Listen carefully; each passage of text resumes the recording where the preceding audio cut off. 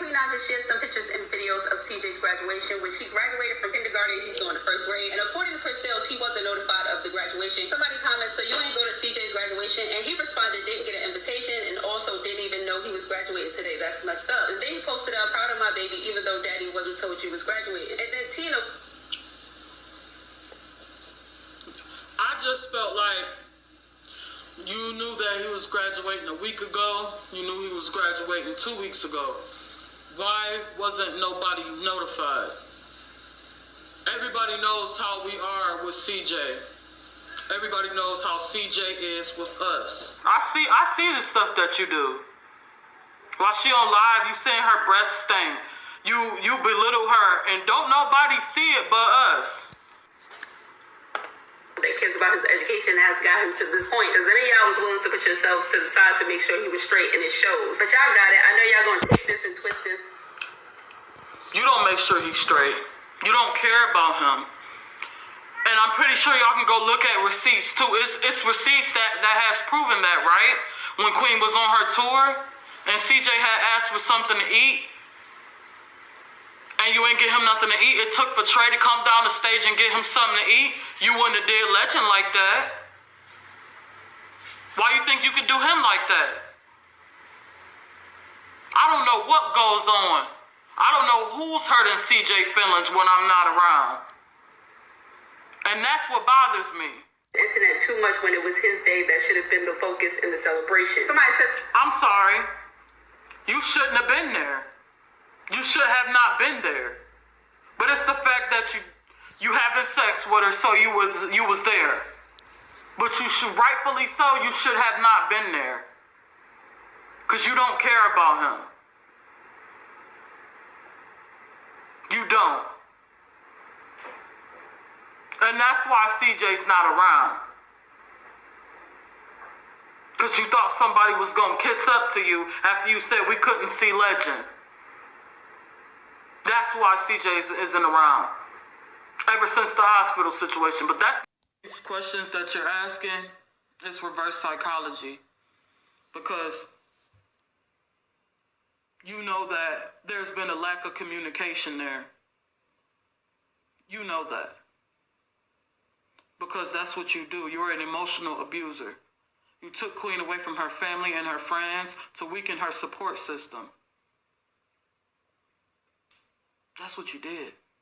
So I'm not going to sit up here and play this pity-patty game with you all night. That was all a front. You weren't allowed at my mother's party, and I'm going to keep it real. You weren't allowed at my mom's party because you knew that my uncles was waiting for you, Clarence. Because of the things that you said at the hospital. Who do you think you are? Because then you had to get drunk to make this video. Because people are starting to see you for who you really are. When Queen came to the party, she had a bruise on her arm. And she hurried up and addressed it because she knew me and my mom saw it. And my auntie seen it too. But I guess the apple don't fall too far from the tree, does it, Clarence? Isn't your dad in jail because he shot a lady in her face? Because she said that she didn't want to be with him anymore? Luckily, Sandra got away before she did. You don't have a brand. You don't have nothing if it wasn't for Queen. You would have still been in the basement, Clarence, with your mom. And that's kind of, that's questioning too. Because she flew out to New York, put you on, and you didn't even have your own house. You was in a basement with your mom. What occupation do you have besides Queen Naija's money? Besides the money that she gave you? I wouldn't be surprised if y'all swallowing her money, putting it into a separate bank account, and you ready to the skedaddle. I wouldn't be surprised. Just like your card declining, Clarence. If she go out, you're gonna be familiar with it.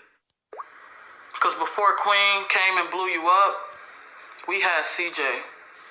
Queen wasn't in no basement. She brought my mama home in 2017. CJ was with us because she was in New York blowing you up. Y'all can go back to videos. CJ was with us. All those videos that we were doing, and CJ was in the house, she was in New York, blowing you up. Because you was driving some raggedy Yukon truck or whatever you was driving. Abuse is abuse, Clarence. Whether it's physical or mental abuse.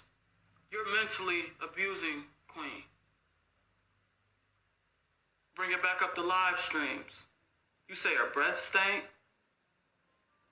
When you kiss her, you wipe them off. You're mentally abusing her. And not only that, I say physically, because she didn't even want to address the mark that was on her arm. You're mentally abusing her. I'm not going to narrow in on Chris. I'm narrowing in on you. You might as well stop it. I see your games. I'm not falling for them. By taking her rights away to be with her family, you brainwashed her. And let me break that down. Brainwashed as in, if she doesn't do what you told her to do, you threatened to leave her. And you became an op when you disrespected my mom at the hospital. Claire Bear's a cheater too. I mess with her because I get clout. I'm done. I swear to God, I'm done. Clarence goes onto Twitter. He's like, I still don't know why the Birkin got N-words so upset.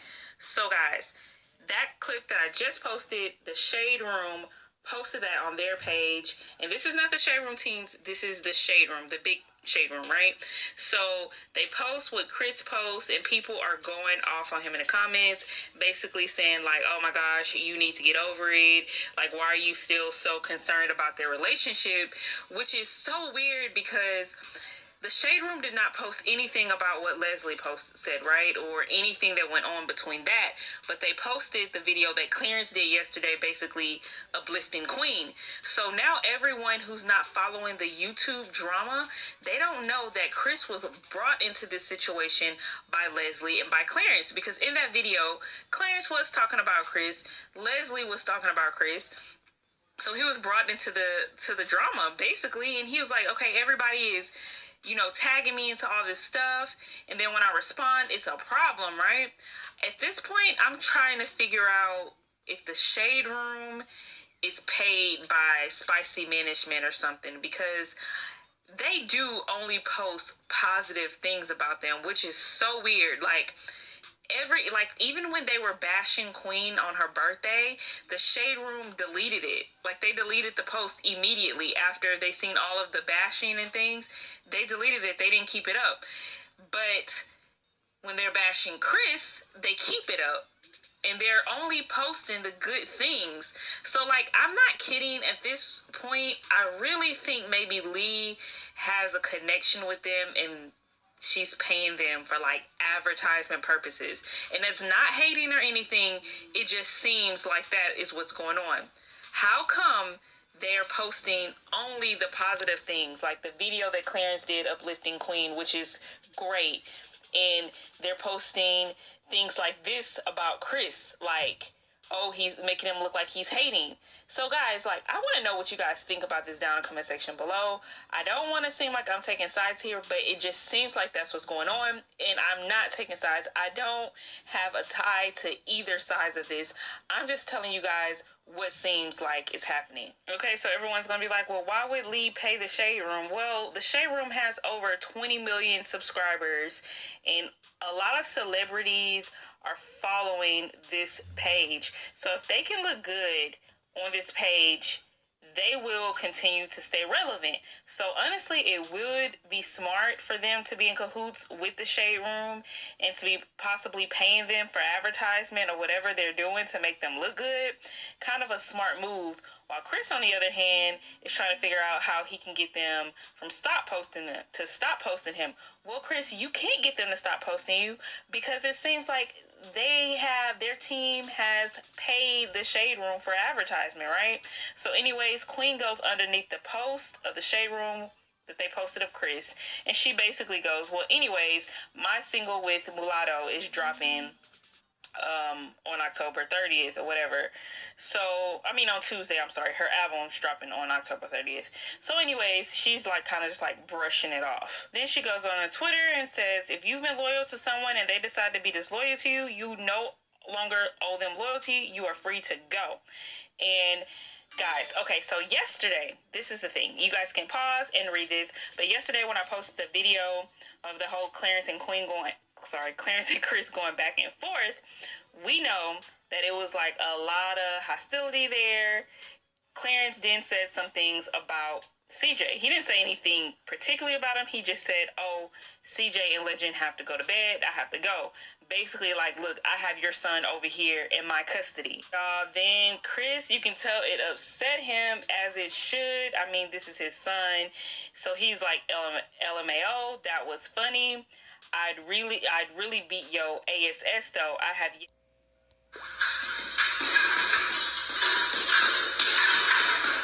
This is the Kels in KK Music Channel, and we're here to talk about the drama that's going on between Tina and Clarence and Queen and Chris. So it was an episode where Tina basically stated that her grievances with Clarence and her sister about Queen not telling her mom and her about baby CJ graduating, and she was like, well, she could have known for at least about a week or two, that Queen knew probably for about a week or two that the baby was going to graduate, and she felt like Clarence did not deserve to be there, even though it's a COVID restriction of only 2 people can go to a graduation right now. She felt like he shouldn't have been there because he really doesn't love or care about CJ like that for real. That he's just putting up fronts, so to speak. And that his father should have been there, or somebody else that really does care about baby CJ, which I feel like that was a very valid point. And she brought up the fact that how on camera you saw that how baby CJ, he either wanted to go to the bathroom or he needed something to eat, one of those 2 things. And he was not trying to really help that child. Instead, I believe it was Trey who went and helped the baby instead. So that's when a lot of people started to question, Clarence's intentions towards Queen. So what do you think about what, Tina has said? I agree with Tina. I feel like Clarence, he shouldn't have been there. That's not his biological son. Baby CJ father, Chris Sills, he deserved to be there because that is his son, and he cared about his son unconditionally. Mm-hmm. And I feel like Queen was wrong for not having her mother and her brother and sister to attend their graduation for baby CJ. She was out of pocket, and that was not cool. Mm-hmm. But the thing about it is, her excuse was COVID restrictions. Okay, we understand that, but that's your mother, and that's your sister and your brother. You could have had one of those people could have came.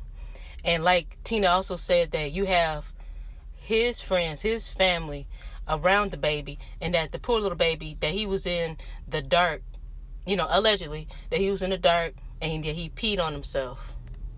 Because obviously it's a lot for a little child that's about 6 years old for him to go through, to be around some people to get that really not his family. It's really his brother, his half-brother, Legend's family. And those people truly are not going to care for him like his own grandmother cares for him, And like, which Queen's mama, Miss Reva, and Tina and her brother, obviously, And the thing that's so interesting about this situation is how she brought up how Clarence, he tried to make it all about Chris yet again. And that's really sad. Trying to play the victim again, everyone. Exactly.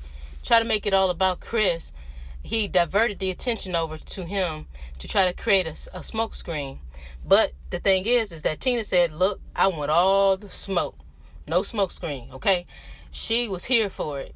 Like, she has no time to play games with him. She mentioned how baby CJ was with them at her mother's house, and they was taking care of him while Queen was busy in New York City and living in his mother's basement. And what do you think about what she said about that situation? I feel that Tina had a lot. She definitely She know what she talking about, that's for sure. She know Clarence better than anybody else does. She knows what's going on behind those closed doors. And she just telling it she had enough. She's fed up right now at this point. It's true that Clarence was living at home in his mama's basement. And when he got with Queen helped elevate him to being more than what he is now. And then she mentioned how he had a raggedy Tahoe or something like that. So she clearly, elevated him several notches that other women wasn't able to do, but Queen did it. She's better than a lot of women. A lot of other ladies would not have done that, regardless of how pretty a man is. They never would have done it. Tina is basically telling the people how Queen Naija, her sister, is the mail ticket for Clarence. And we can definitely see that to be true. And that she wouldn't be surprised if he was saving money, ducats to the side, so that he can go ahead and skedaddle and, and be gone like a thief in the night. You know what I mean? So I feel like that's interesting. And then she brought up something about abuse. And another part that I thought was interesting is how she mentioned how allegedly her sister, Tina said that her sister, Queen Naija, had allowed her friends to bully her. And, that's wrong. If that's true, that's very wrong, because of how different a person looks, their physical appearance, whether if it's the complexion, hair texture, whatever, or size of the person. That's just totally wrong. It's like fat shaming, colorism, texturism. In my opinion, I feel that Queen Naija is treating Tina and her brother and her mother the way she is because she's ashamed of her family. That's what it is, I feel, in my opinion. But she shouldn't treat her family like that, because that's going to be the ones that's going to hold you down and have your back when the money is gone, the fame is gone. And then the thing is about the record sales. Let's go back to the record sales. Her record is not selling that much like it's supposed to. And I think T&K Squad had brought that up. Like, she sold only maybe about 30,000 copies, and she came out herself and she said that that the deluxe album, they came out, the record label, I think she signed to Capitol Records, they came out with that to try to push the sales for this one right here. But the thing about it is, if she doesn't sell enough records, she's going to get dropped from the label. It is what it is. That's just Hollywood. That's just how the bread crumbles. What I'm saying? They don't play when it comes to not having those sales up. Because you taking that money out on a loan. That money has to be repaid back. Okay? And if you owe the label millions of dollars, okay, because you took advances and you took money from the company to promote the album and to make music videos to promote the music and all this stuff, but yet your fans are not buying the record, then that's a bad investment. You know what I mean? And I feel like, personally, Queen should have came up with this album 3 years ago when she had a major buzz. The first single that she came out with. That's what I think. That's where she messed up at. And I totally agree on that. Yeah. But anyway, so Tina went into how Clarence is doing emotional and mental abuse by talking about how on a live show how her breath stinks. But also in other videos we've seen, he also had mentioned things about her feet and also about doodle stains and stuff like that. So yeah, I could see the mental and emotional abuse. But which is so not cool for a man to verbally abuse his girlfriend. Right. Okay, that is a sign of domestic violence. Okay. Also, but anyways, she also mentioned at the party that her uncles were basically, they was waiting for Clarence. Okay. That's why Clarence didn't show up, because they pretty much wanted to beat his ass, and allegedly. And then they said that it was a bruise on her arm, and that she quickly said something about it, quickly addressed it, because she didn't want her family to go ham. But this is the thing, though, and she also had mentioned the fact that his father had allegedly shot a woman in the face, so that's definitely domestic violence. And a lot of times when young men see that, or they know that about their fathers, that they are also abusers themselves. And it's really a shame. Like, to me, he seems like he wants to be the Lucius Lyon of YouTube. That's what he seems like to me. Yeah. He's trying to be a tough guy. He does. You know what I'm saying? It's crazy. Trying to be a tough guy. But he don't want that smoke, because Chris clearly said, hey, bro, you want to box? Let's box. And he ran. He never said anything. And trust and believe, he do not want to smoke with Chris Sales. Chris Sales, he might have that, Smokey Robinson voice, but I believe he know how to throw down. He know how to throw down now. He don't want Don't to smoke get fooled by that Smokey voice, baby. He probably know how to whoop that ass. Anyways, and this is a wrap until we see part 5 of what Tina has to say. Stay tuned. Bring that tea, Tina. We here for it, boo.